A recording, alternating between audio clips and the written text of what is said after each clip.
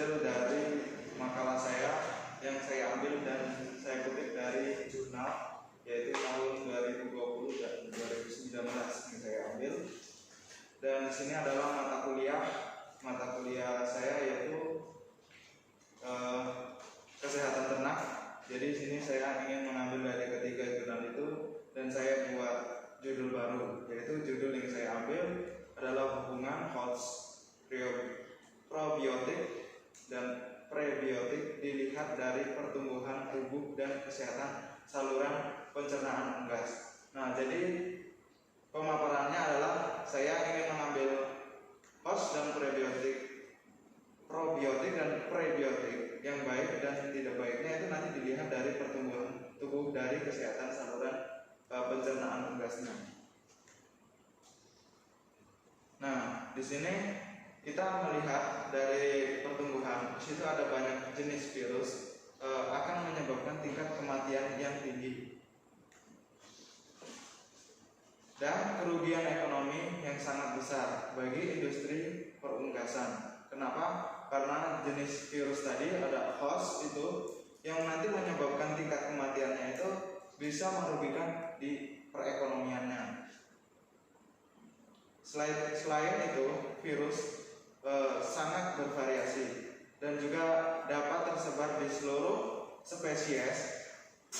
Dengan demikian mengakibatkan ancaman terhadap kesehatan di masyarakatnya maupun di global.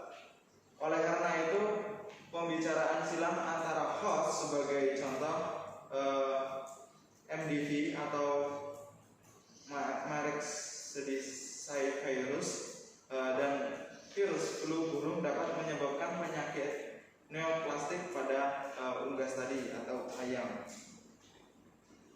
Virus pada ayam sering terjadi dan meningkatkan keparahan dan ancaman terhadap kesehatan unggas.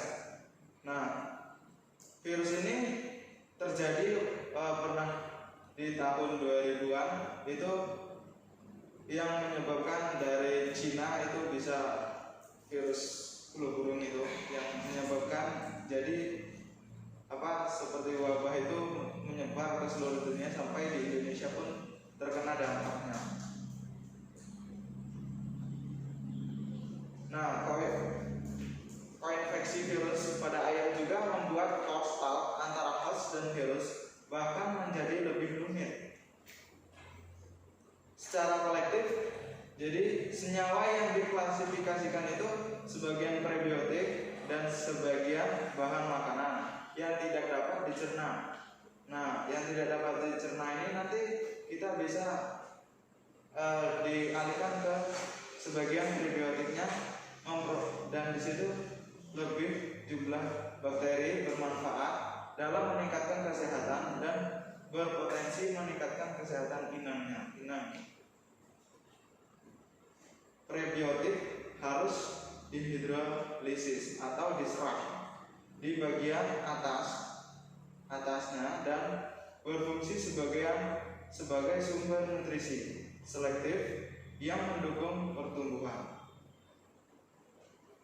Konsep kesehatan usus jauh lebih komprehensif dan tergantung pada pengetahuan tentang diet, morfologi usus, dan mikroflora. Semua itu berasal dari komponen yang saling berinteraksi satu sama lain untuk menjaga dan berfungsinya sebagai keseimbangan dinamis.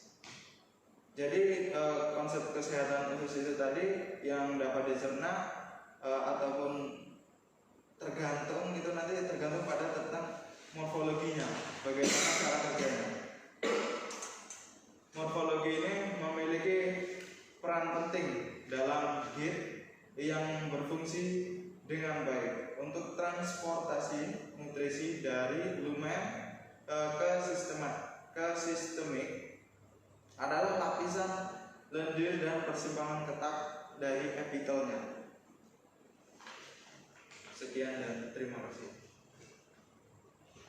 Saya buka, yaitu adalah sesi tanya jawab. Baik, saya akan bertanya. Jadi pada slide nomor 5 itu di situ ada senyawa yang diklasifikasikan sebagai probiotik dan sebagai sebagai bahan makanan yang tidak dapat dicerna. Nah, ini senyawa seperti apa yang dimaksud di sini? Nah, di sini kan ada prebiotik, senyawa yang tidak dapat dicerna. Jadi kayak bahan makanan yang mungkin dia tidak dapat dicerna, dia akan jumlah bakterinya itu yang dapat bermanfaat di dalam untuk meningkatkan kesehatan di dalam inangnya tadi. Maksud saya itu contoh senyawanya yang tidak dapat dicerna itu seperti apa? Misalkan apa itu atau yang tidak dapat dicerna kan kayak itu ada, kalau di unggas dia makan yang untuk makannya yang pembantu untuk menggerusnya itu kayak senyawa yang butiran-butiran itu loh. Nah, itu yang tidak dapat dicerna. Sedangkan bahan yang dapat dicerna itu kayak konsentratnya itu bisa dicerna.